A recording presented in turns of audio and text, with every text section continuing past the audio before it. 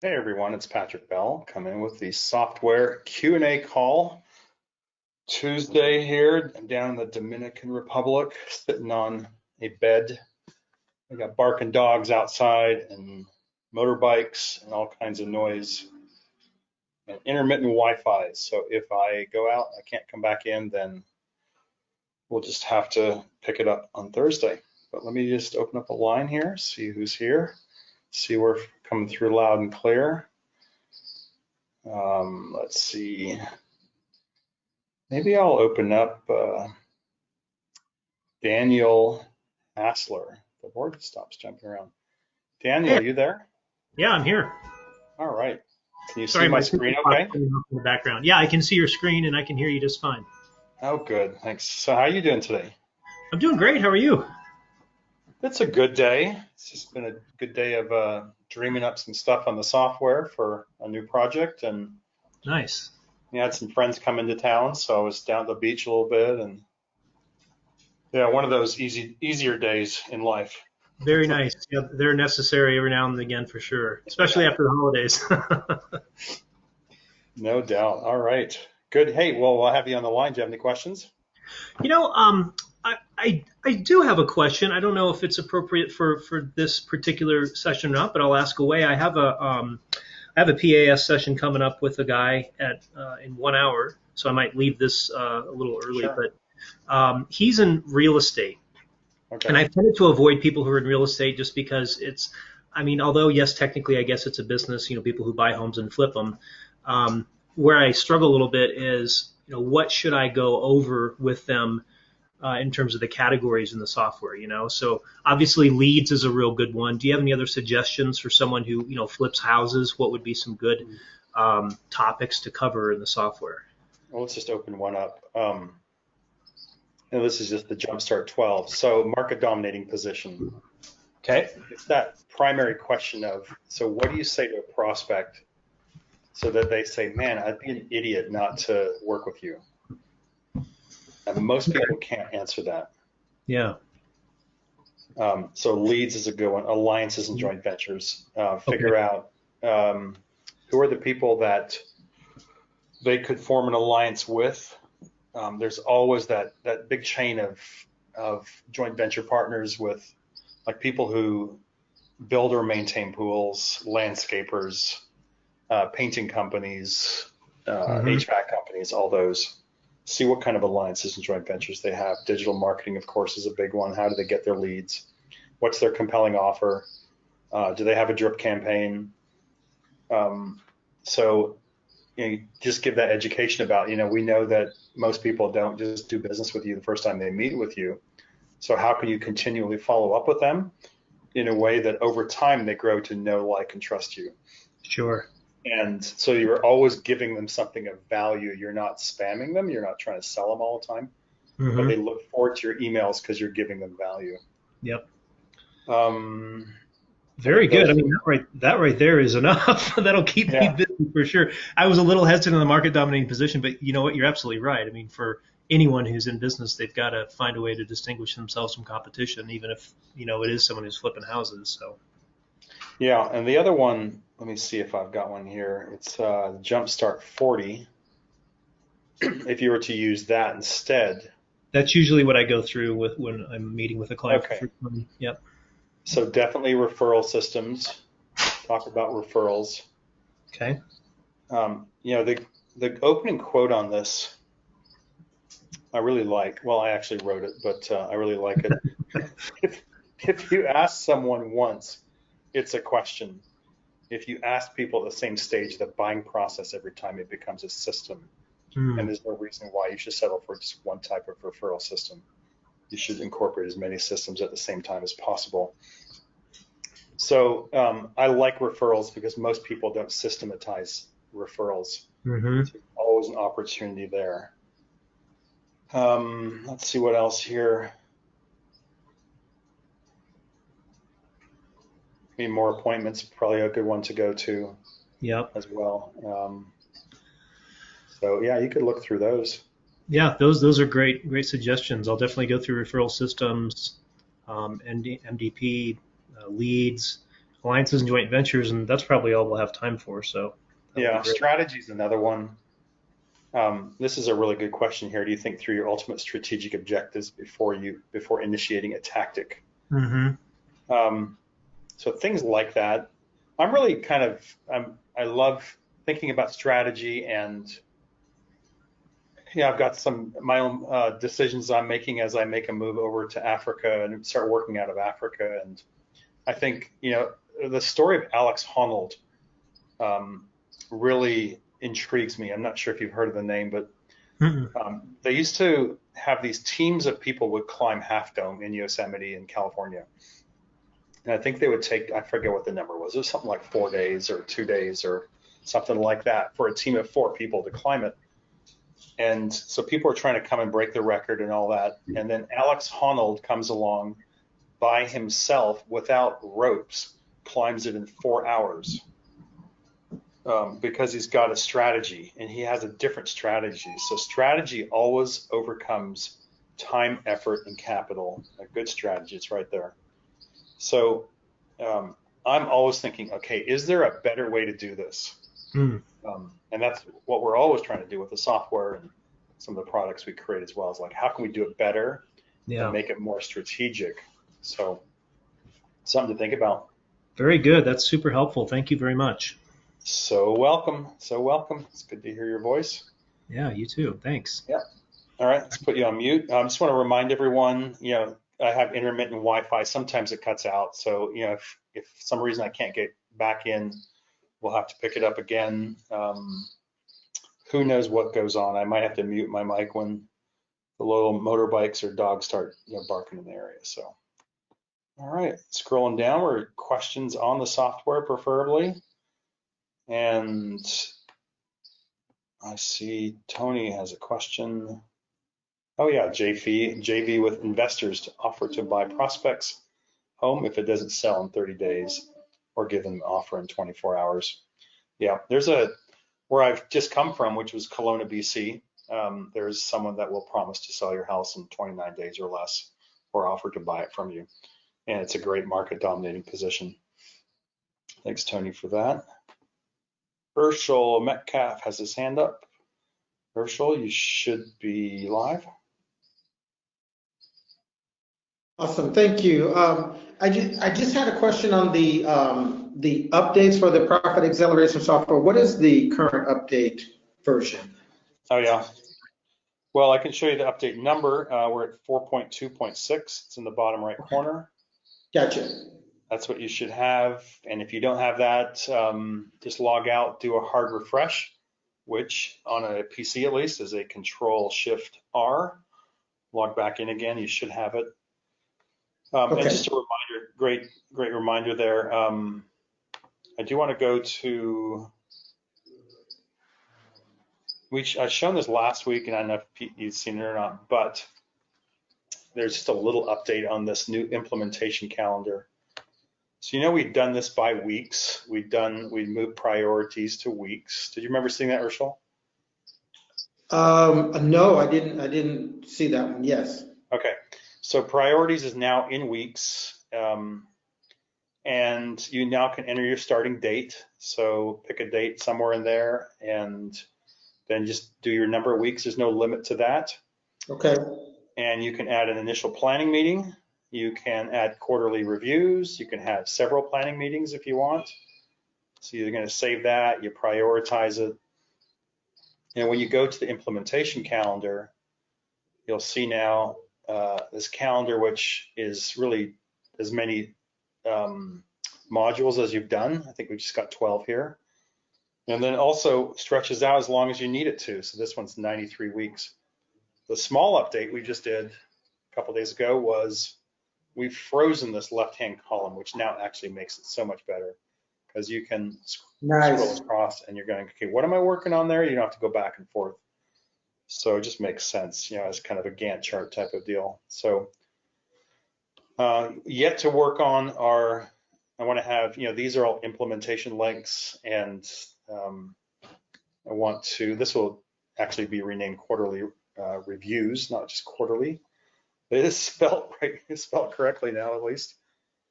And we're going to have links to this so you know what to ask in a quarterly review. So we'll kind of do some of that work for you. Also the initial planning meeting, but yeah, it's the new implementation calendar, and this is phase 1 of it. William's now working on phase 2, which will be the lazy man's way to coaching, and kind of a done for you scenario. So that'll be next on his list.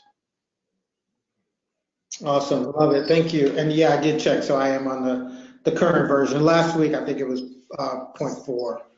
Yeah, they had two, well, they had one update, and then William had misspelled quarterly, and I said, let's fix that right away. And so he just, he updated again, which means he has to push out a new number on it. Right, okay, So, awesome. Yeah. Any other questions, Urshel, while I've got you? No, I think I'm good. All right. Sounds good. Yeah, thanks for dropping in. Thank you. Yeah, put you on mute. Gonna go up and down the board. Oh, we have Ken picking. Just a second, Ken. You got a couple others in there. So just remember, this is a Q&A call. So if you got a question, throw it in there. Ken, you should be live. Yes, thank you. You're welcome. Just a couple related questions. What percentage would you estimate of the PAS presentations do you follow up with either a emailed or printed report to the client? Is that 100% or? I couldn't tell you. I would say 100%. That'd be my guess. You've done a presentation. There's got to be some sort of follow-up, unless you close them on the spot, which you're going to be following up anyway with some action points or next steps on all that. If you don't, it's got to be a pretty miserable experience for you not to follow up. But then you still follow up and apologize, I guess, if something went wrong. But I think with everyone. Would you wait for the client to request, say, could you send me a report, or would you offer that? How would you? Yeah, I would offer the report. I would say, let me go away and work on a report for you. It's going to take me a little bit of time. Don't tell them at any stretch, don't at any time, just, hey, it's done for you. It's automatic. It totally devalues the report. So yeah, I'd give yourself, say, let me go away for a couple days, 3-4 days, and work on this for you. And let's meet up again on Friday, or let's meet up again on Monday, and let me present it to you. I see you have a selection of either a summary or a game plan. Do you do both or one or the other? Well, you want to sell them first. So let's say we're working on this one, and you've got let's see if it loads. You've got the report or the roadmap. I meant the roadmap. Yep. So I would use this roadmap to sell them. Once you've made the sale, you could then use the roadmap to say, okay, here's what we're going to do going forward. But I mean, it's just, in the end, it's just a tool. If it works better for you in a different way, then I would experiment with that. And in my case, I'd like to do a deep dive and then present the roadmap. If that, before I actually get in and coach someone, I'd like to do a full assessment, because there might be areas that of really high impact that you haven't covered in the Jumpstart 12. So you could use the Deep Dive 40 to do a full assessment, and that'll take you, I mean, it takes me 4.5, 5 hours, and I'm used to it, forever. So count on 6, 7, 8 hours if you're a high D. And if you're, high I, you like to talk and beat around the bush and go down rabbit trails, it could be at least 8 hours. The way to get around that is to do a Jumpstart 40. And then you're only asking 5 questions in each area. And that's still, I think it's going to take you 3 hours at least, maybe more, maybe 4. I'm thinking for myself, I don't want to do a lot of coaching or consulting because I want to really keep my focus with LPW. But if I came to this scenario where I was going to help someone, I'd probably start going into this Jumpstart 40 a little bit more and find all the breakthroughs here, come out with a report through the Jumpstart 40, and give them a roadmap then once we close the deal, and we have a roadmap just to refer to. However, my first day of coaching this client, I might go into the market or the deep dive 40. Let's say let's see what's going on here with this implementation calendar. So I might go into the deep dive 40 on market dominating position and just explore those questions in that first session, just to make sure I've covered all the angles. That's another way to use it. Okay, back to the report. As far as generating a report and editing it, I've been practicing, and maybe I'm clicking on the wrong spot, but when I try to enter a text box, it seems to jump around on me quite a bit, and then I'm kind of lost. And also when I try to match the color down in the bottom left-hand corner, I've struggled with that a little bit. All right, so let's have a look at this quick. Just go here and see what happens. Why is it not even downloading?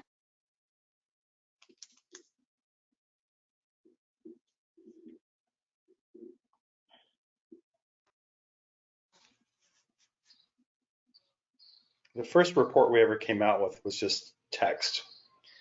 And then, man, once you start adding stuff, images and crazy images like this, and trying to put stuff on top of images, it's a little bit more tricky. So you want to add a text box on top of this?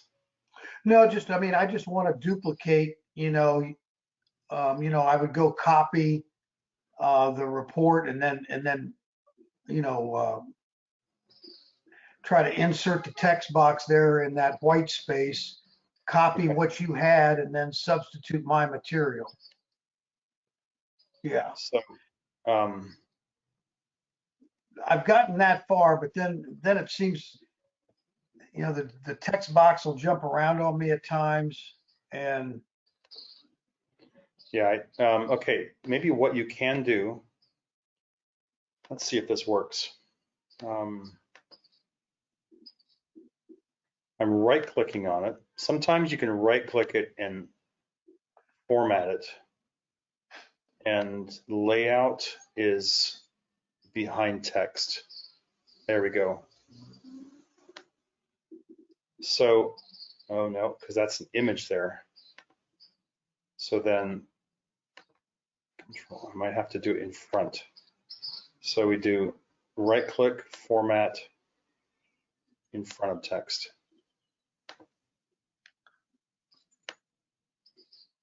Grab the wrong one. You can tell I'm a real genius with this as well. So you're much better than I am. So. There you go. You can move it, but yeah. So then even down below here. What do you do to move the text box? I just click on it, click on the border, and drag it. I hold, just click on it and hold the click down and then just drag it around. Okay. And then this, I think with this now, I right click. Let's see what happens if I format it. Colors and lines. The fill color, I don't want any fill. Okay, so now we got that, which doesn't make sense. But now I highlight that text and I'm going to use a white font there. So you can do things like that. Yeah, that's what I was trying to accomplish. Okay, so anyway, just so you know, it's a right click, find the format auto shape, and you've got your tabs here across the top. So you got a fill color, you got a line color. You can also do no color on the lines. So Yeah, he's kind of got to mess around with it. And And what there was a control, whatever, if you need to, you've made a mistake or Control you Z, want to start over, control Control Z, D. or Z for the Canadians. Good. Yeah. All right, just take some more practice. Yeah, it does. Yeah, I just, But my initial question was, I wasn't certain how, like, if I sit down with the Jumpstart 12 and they're impressed and they like what they, see, I come from a sales model where I'm used to closing people at the first time I sit down. okay. I've got to learn to back off and, do this systematically because, I'm from where I'm closing all the time and I'm looking to sign the order right now. And like I said, I need to learn to slow down and go a little more systematic. Well, perhaps. However, if you become an expert at asking great questions, um, and probably an expert with the software and the questions that it contains, you might be able to close them on the spot. But what I've done is like almost a two-step close, which I prefer. What I like to do, and my preferred method would be to do a profit jump start at the end of finding, say, 3 areas of breakthrough. I would say, look, Joe, we've just spent 45 minutes together, or we spent half an hour together. We've just gone through 3 areas. We found you an additional $50,000 of profit.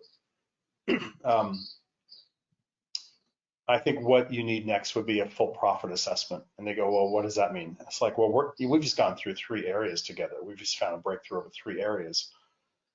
We could do a deep dive on your business. We're going to look at 40 areas systematically. And I'm going to present you with a full roadmap so you know exactly what to do first and why it's first and how much money you're going to make. Would you be interested in something like that? They go, well, I'd be interested. How much it costs? I go, well, it's just $2,000 or whatever. I charged, what was it? I upped my price to $7,500 and I gave someone a 50% discount. It's just kind of random. Like, oh, thank you. So I charged $3,750. So some people, would want to charge a lot more for that, but it's just the way you position yourself, the market you're in, all those things. But then you could sell them to a full assessment. And believe me, when you spend a day with someone and you go through a full assessment with them, it's pretty hard for them to argue that you don't know what you're talking about. And if you're the one to point out all the mistakes and show them what they should be doing, they're most likely going to hire you to actually get it done. So. Okay, that 3750, that was just for the full assessment. That did not initiate your coaching agreement? Exactly. Yeah, that was just to do a full assessment. And it was one of those things where I said, look, I'm going to go away and work on a report. I'll meet you next week. We're going to sit down together. And when I showed up, I had the full report with me, but I wouldn't give it to them. I didn't want them just paging through it. So I put my main findings in a PowerPoint. And I mean, that'd be a good update for the software at some point this year, where we just have a PowerPoint automatically built. So then I'd show a PowerPoint and just kind of make it humorous and all the rest, and show them how miserable their business is without me, and have fun with it. Put some cartoons in there and just say, look, here's what we need to do. Here's what it's going to cost you. Here's package A. Here's package B. Which one works for you? And then once I'm done, I gave them the report. Okay. One last quick question. I'll let you move on to somebody else.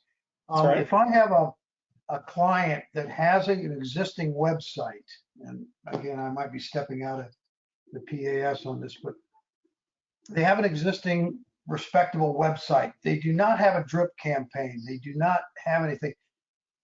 And they see the value in starting a drip campaign and all. How do you execute that? How do I execute that for them to add that to their website and set it all up, where does that come from? I would definitely partner up with a digital ad agency to do that for you. It's not really a strategic move for you to take it on yourself and do it. Things like that, setting up the drip campaign, the technical side of it, is something that you can outsource quite inexpensively. Actually creating the drip campaign is something that you would do if you're going to consult for them. Otherwise, you coach them through it. And if you want to get paid the right kind of money and you're happy with the compensation on that, you could do that for them. But the actual fulfillment of it is something that you would want to bring in a partner agency on. So kind of an advance notice on this. We are looking to build a fulfillment house in LPW, and it's not even in the planning stages yet. It's more in the discussion stages. But we have so many coaches who say, hey, I really need this, for me, or I need this for my clients. How do we do it? And we're going to think about how we can offer that as a solution. So that's going to be a ways out. Okay, well, I do happen to have a digital association with a company. It's actually an individual who I've worked with for over 10 years. And I'm trying to understand how I would work that alliance out where if I have a client that needs a drip campaign, they would obviously implement it. So I'm trying to figure my way through that right now. I haven't even sold my first client yet. So. Okay. Yeah, I mean, a good place to ask, as well as in the Facebook group. There's a lot of people probably have already done through that and probably gone through it recently. They'll let you know how to set up deals and what to offer. And, it's nice if you can pass it off and just get a % of ongoing revenue, but you really have to trust that person as well, because they're messing with your client now, and you've really got to trust the quality of their work. Does LPW provide the drip campaign copy? Obviously, you'd have to adapt it to the client, but like the series of drip campaign copy? No, I mean, every client's going to be different. And, obviously one thing you have to work through with the client is their market dominating position and all those things. You're going to be educating around their industry, who their ideal customers are, compelling offers. That's something that you've got to build from the start. So, right. One of the things that we saw in the training was an initial download of a booklet of a patio company where now, so a client would have to outsource the publishing of that book, correct, to set it up for their, request this booklet on the best, best looking patio, and then that initiates the drip campaign, correct? Correct. And that's something you could do and say, like for this certain amount of fee or whatever, I'm going to create a booklet for you, and you could go away and do it for them. And of course, in the e-learning system, you might have it all done for them already, and you just have to adapt it. That's what it's there for. Mm-hmm. Okay. Thank you. That was enough time. You're welcome. You're very welcome. All right, let's open this up and scroll the board here. I think Charles, coming for you. Charles Wilds. Yeah, How are you today? I'm doing great. How you doing? It's a great day. It's a beautiful day. Are you still on vacation? Well, that's a loose term. I am down in the Dominican Republic. I'm working from here.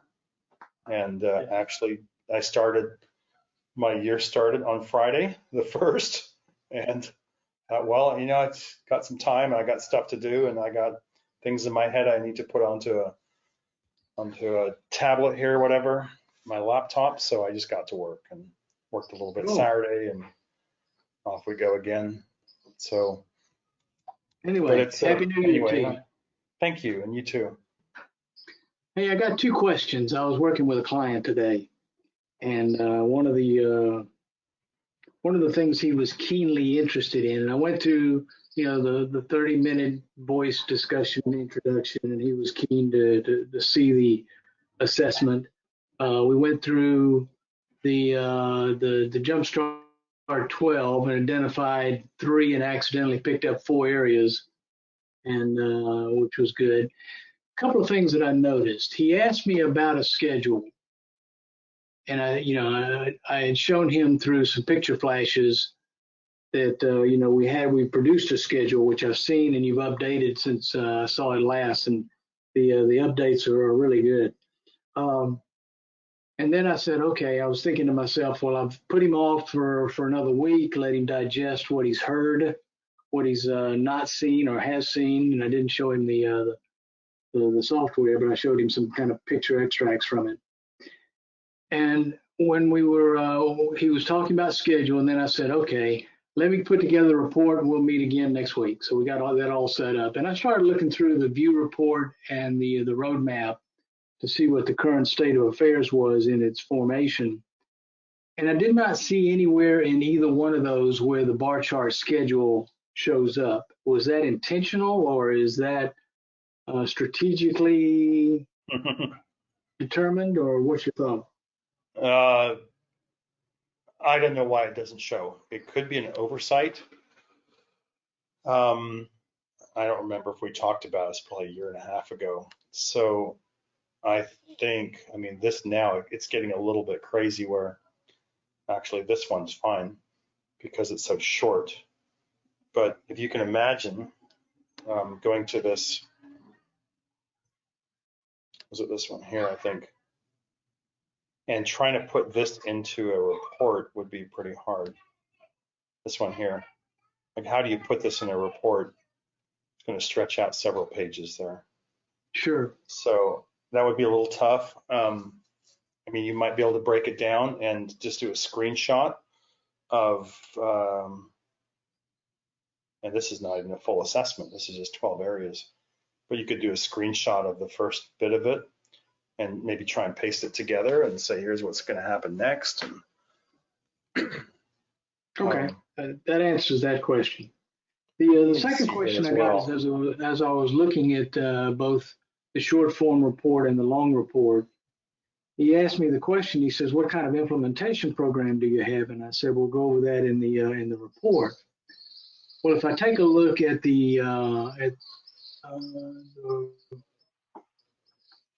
go back to the page where you decide which report you want to look at.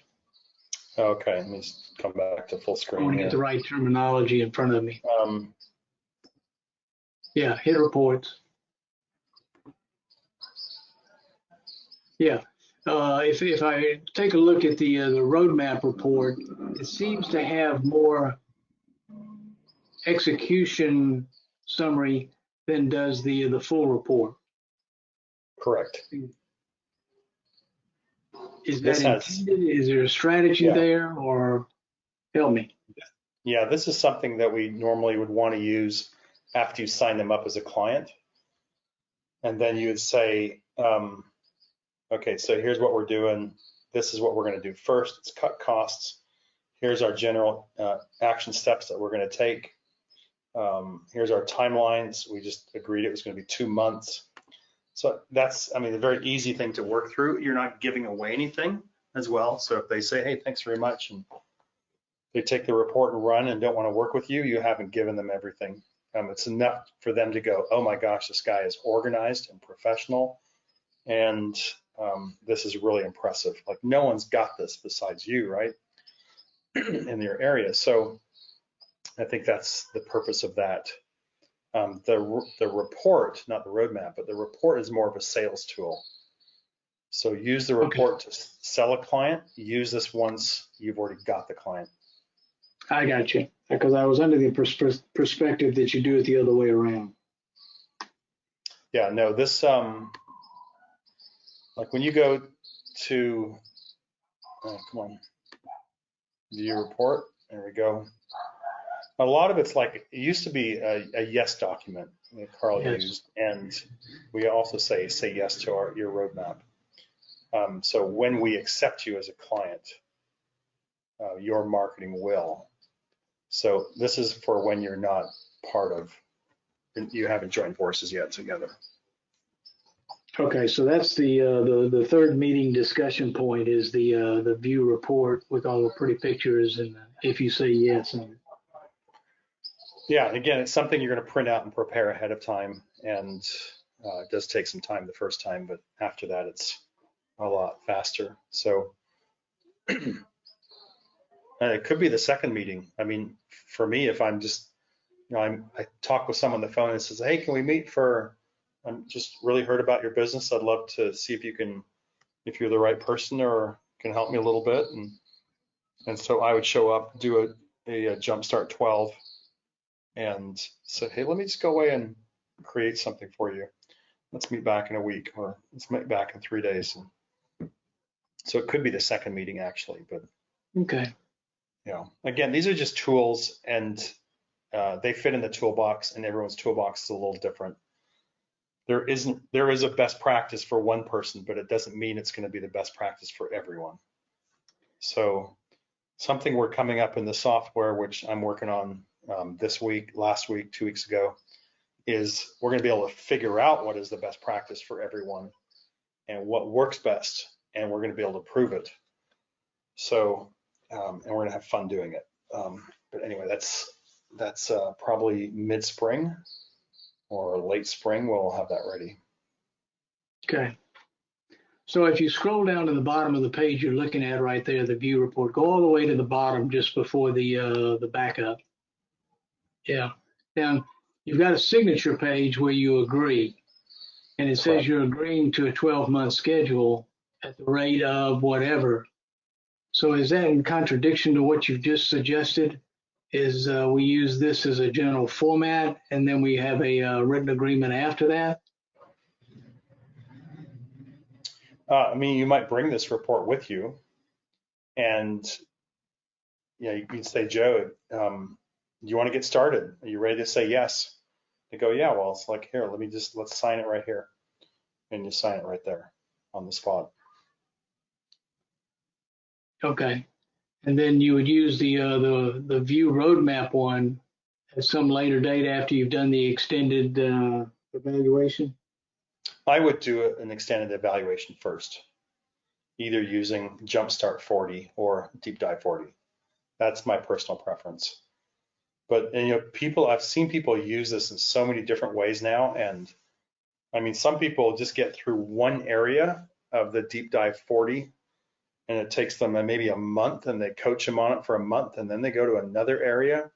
It doesn't make sense to me to do it that way, because how do you know which area to start on?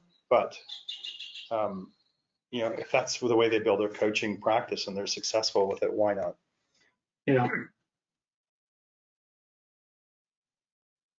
Sound good? Okay. I think you've answered my question. Thank you, Pat. All right, you're so welcome.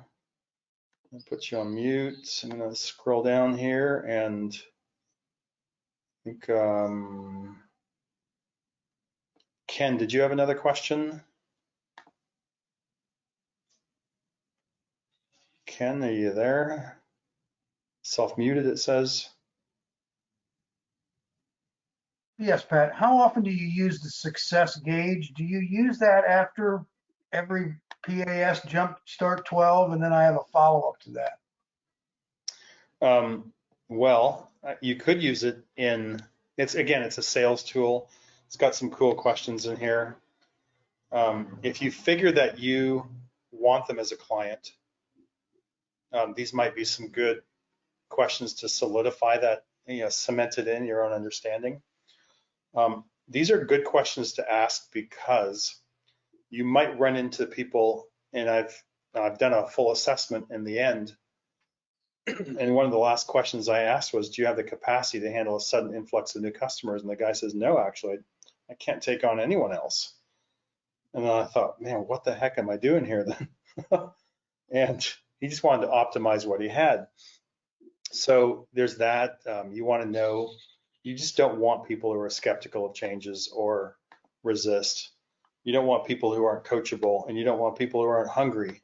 So this Yeah. just kind of qualifies them and makes them see that where do they put themselves? Because you can always come back to this and say, hey, this is what you said you were, so you need to take action. I think it's just there. I think if you feel like you want to use it, if the timing's right, just one of the little tools in your toolbox, and you can bring it out anytime. But I would definitely bring it out before you take them on as a client. Yeah. Well, luckily I tried this out with a friend, and we did it, and he came up as a poor. Okay. And so my thought was, if you did this gauge and the prospect came up as a poor, I mean, there are people you should walk away from. Absolutely.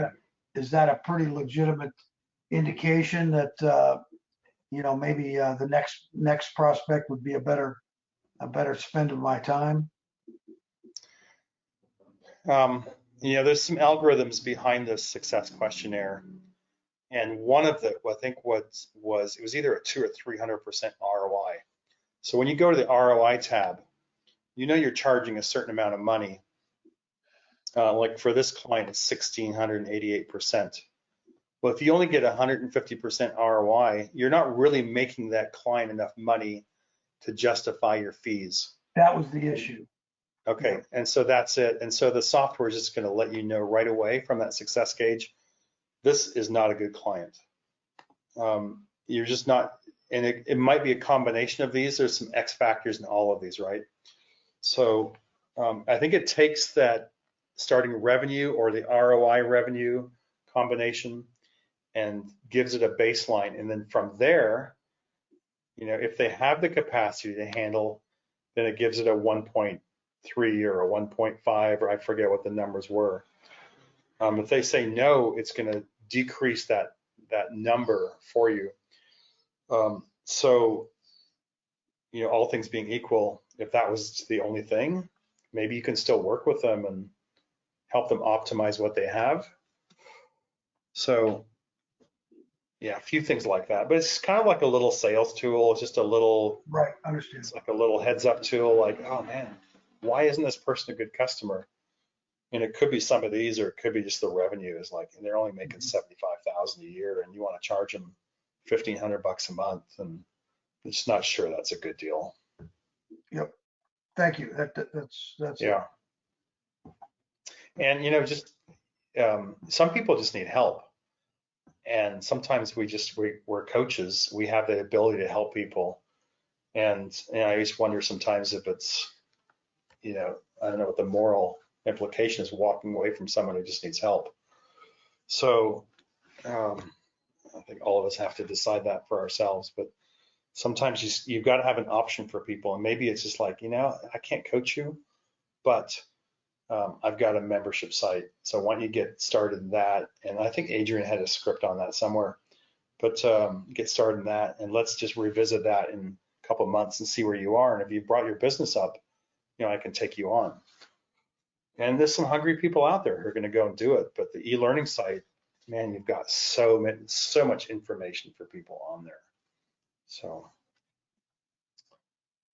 all right, cool. There we go. Scroll the board here.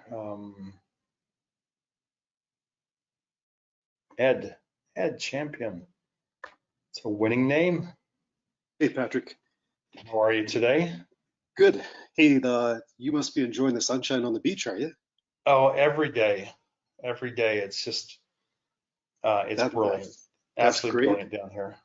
Are you planning on staying there? Don't you have to quarantine there for like the next 3 months? Actually, they initiated curfew. Oh, okay. So on weekends, we're supposed to be in the house by noon, but it's kind of interesting. My wife and I were sneaking out on the beach the other day and saw a bunch of people out there. So nice.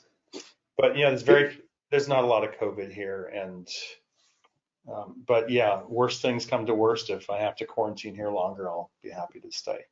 I guess. Yeah, just a quick question. Just an explanation on 497 million plus weighted algorithmic sequences. What's the Yes. best way to summarize that to somebody who's unfamiliar with what an algorithm is or what the weighted sequence might be? Oh, if you go back to the earlier Q&A calls, the recordings, Okay.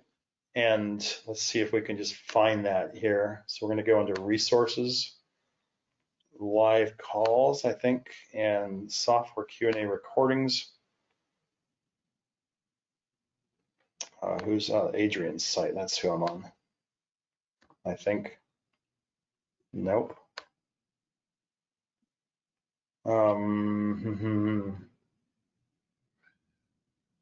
Why isn't it? Okay, so maybe it's not there. There's another place for that, though. I think it was. So are you finding that the weighted algorithm sequences is more important, or does the number have any significance? You're saying that you're using this to impress a client. So I'm just asking which is more impressive, the numbers or what it actually does? Well, I think they're going to ask what it is. And you could say, actually, the numbers are far greater than that. But the numbers are so big, they became unbelievable.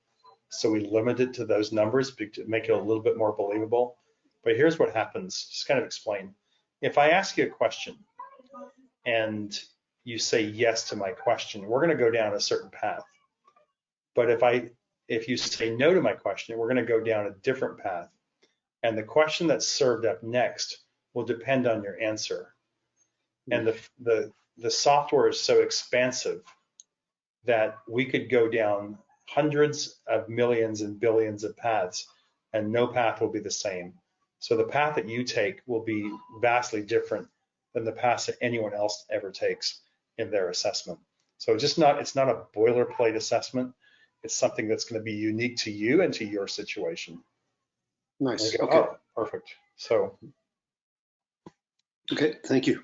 Yeah. Welcome. Don't know why I can't log in here. Probably because it's not my site. So that would probably explain it.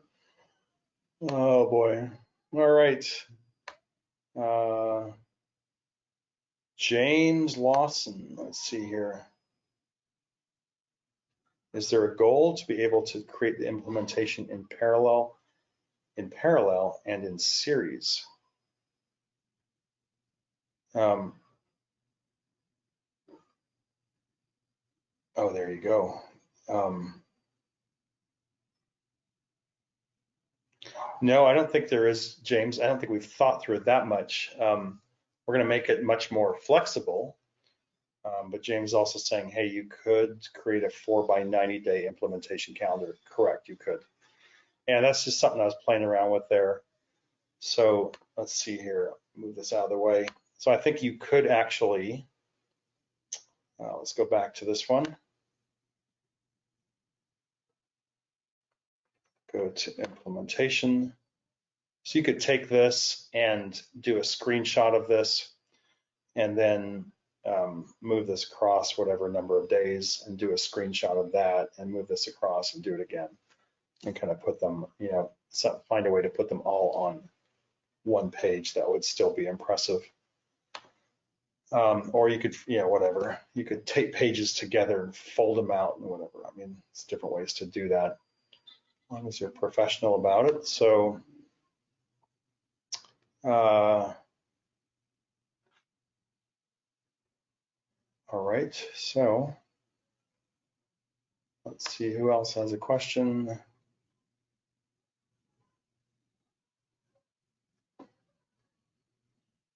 Portia O'Neill. Okay, so Portia's asking, I'm a new coach. My site will go live on Monday. Should I start learning from the beginning? And if so, where's the beginning? So, yeah, they have a very specific path for you at LPW. And whatever they tell you to do, just follow that path. So one of our coaches, I won't mention his name, he's made like 50 grand last month alone in coaching fees.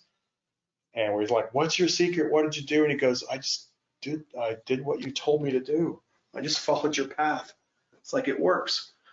So I just say follow the path, and I think you've got scheduled calls with Walt and scheduled trainings, things like that. So Portia, just follow that, and that's probably your best path for success. Don't try and outguess it and do better.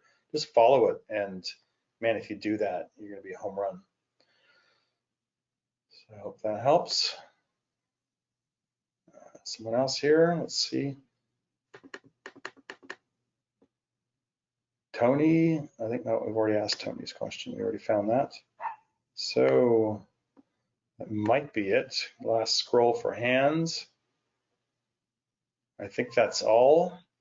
Well, guys, last chance. You want to put your hand in the box there, and let's see. I'll just scroll one more time if you have a question on the software. Otherwise, let's end a few minutes early. That's okay. Juan Velasco. Juan, you should be live. Hi, sir. Hi, Pat. How you doing? Doing so well. How are you? Doing fantastic, sir. Fantastic. Quick question before that way you could get it on your way to the beach again. To a nice weather down there. So I've been doing a lot of Jumpstart 12s with pretty much all my prospects, and I've only done a couple deep dive 40s. So my question to you is, and I think you mentioned this earlier, but kind of like the sales process.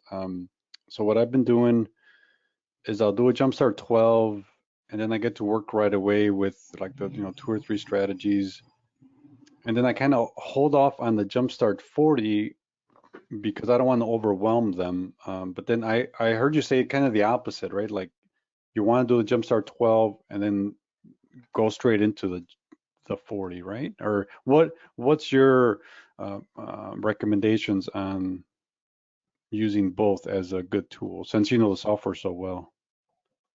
It might be the kind of client you have and their state of finances as well. I think with a bigger company, there's going to be an expectation for you to do a very thorough assessment. And it's just seen as more professional. You're not in there just saying, hey, let's do this, and we found an opportunity, let's go and tackle it. But so if you're in, I'd say $1 million and above company, there might be an expectation for you to go in and do a very thorough assessment, especially if they have a sales team, anything like that. So what you could do is, smaller companies say, look, we have to do a very thorough assessment. The only way that we can figure out the exact best path for you to grow is for us to do that deep dive assessment on your business. And by saying that, you might just use the Jumpstart 40 to do that deep dive, but that's how you position that. Okay, having said that, I don't want to overwhelm you. I want to put some money in your pocket right away.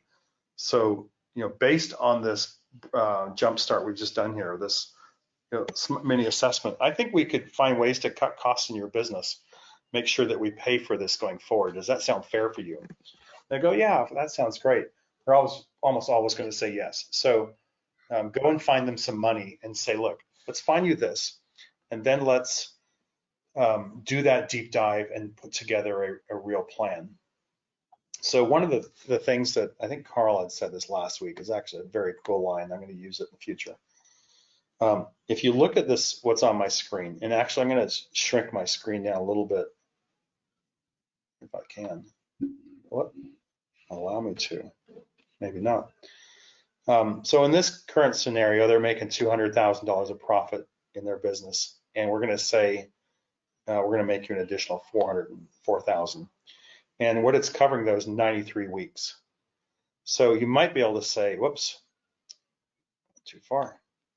Look, we're looking at 93 weeks, but would you agree that if we spent 93 weeks together and I could take you from $200,000 to $604,000 in profit, would that be a good use of our time together? And they'd probably say, absolutely, I would love to get there. Now you've just set the stage. Remember that the average coaching fee has been 12 weeks. The average coaching timeline, or relationship. It's 3 months has been the average. The goal of this implementation calendar originally was just to set the stage and set the expectation that we're not in this for 12 weeks, we're in this for a year. But this update shows us we're now in this for 2 years. It's even better, but it's very systematic. So if you can help them to understand, this is not something they bail on in 12 weeks. However, you have got to bring them additional revenue in these 12 weeks or you will be gone. So you've got to do something in this, and ideally in this first meeting of cutting costs. I mean, you're planning here in this scenario here, and when you're getting into cutting costs, you've got to find them some places to cut costs there, and you've got to help them through that. And then you've got to blow them away with your market dominating position and that whole thing. They've got to see it there, that this is going to absolutely change their business. So hopefully you've been very conservative through your estimates, 3%, 5%, whatever, and you come in here and you knock it out of the park with that market dominating position. That should cement you in for several months. You've just paid your fee forward for several months. But yeah, it's kind of a balance. I've made mistakes in the past where I've been too thorough in the deep dive, and I've been trying to be too strategic and setting everything up, and I haven't just put money in their pocket. And they just said, hey, Pat, thanks very much, but I think we're going to continue this ourselves.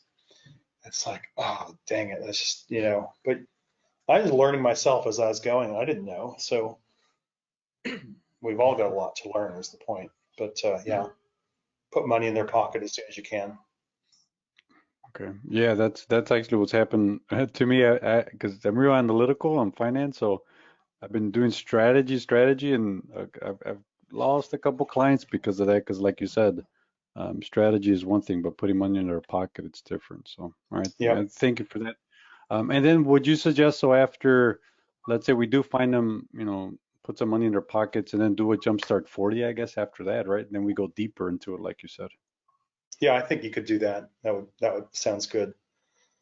Right. There's an area in here that is such a great way. It's one of my favorite ways to grow a business. It's reactivate former customers. So like this here, if you're not aware of the number of inactive customers, use the 80-20 rule. So if you have 100 active clients, you'll likely have 400 inactive. You think about this. If you can put an offer out to these people and you get 1% of these customers to come back, now you've got to have your market dominating position and you've got to come up with a compelling offer first. But if you do that and you come back to these 400 inactive people with a compelling offer and a market dominating position, you're going to get more than 1%. But 1% anyway is 4 customers you brought back, and you've just grown the business 4%. 400, you've gone from 100 to 104. So it could be that you bring back, 5%. So I was working with a yoga studio a while back, and they had never gone back to their inactive customers, never. They didn't even know who they were.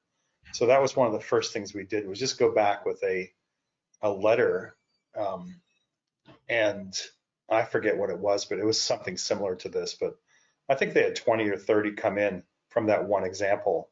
They were thrilled because they were just dying. They were in tears and fighting each other, husband and wife team, just in tears and fighting because they just had no money.